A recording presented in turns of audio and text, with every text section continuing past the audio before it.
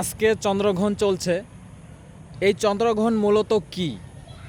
পৃথিবী যখন সূর্য এবং চাঁদের উপরে পড়ে যায় তখন কিন্তু পৃথিবীর একটা ছায়া সেই চাঁদ এবং সূর্যের উপরে পড়ে, আর এই ছায়ায় মূলত চন্দ্রগ্রহণ শুরু হয়। তো চন্দ্রগ্রহণ সম্পর্কে ইসলাম কি বলে?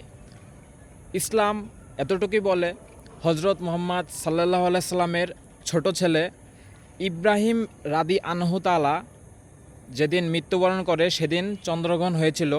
তো কিছু কিছু সাহাবীরা মনে করেছিল যে হয়তো হজরত মুহাম্মদ সাল্লাল্লাহু আলাইহি সাল্লামের ছেলে মারা যাওয়ার কারণে এই চন্দ্রগ্রহণটা হয়েছে, কিন্তু আমাদের নবী সাল্লাল্লাহু আলাইহি সাল্লাম এই ধারণাটা ভেঙে দিয়েছেন। তো চন্দ্রগ্রহণ যেদিন হবে সেদিন হজরত মুহাম্মদ সাল্লাল্লাহু আলাইহি সাল্লাম বলেছেন সালাতুল কুসুফ 2 রাকাত সুন্নাত নামাজ পড়তে হয় যখন চন্দ্রগ্রহণটা শুরু হবে, তখনের পর থেকে পড়া ভালো। আর এই সময়টা বেশি বেশি ইস্তেগফার, মহান আল্লাহ তাআলাকে স্মরণ করতে হয়, অনেক দোয়া করতে হয়, নামাজ পড়তে হয়।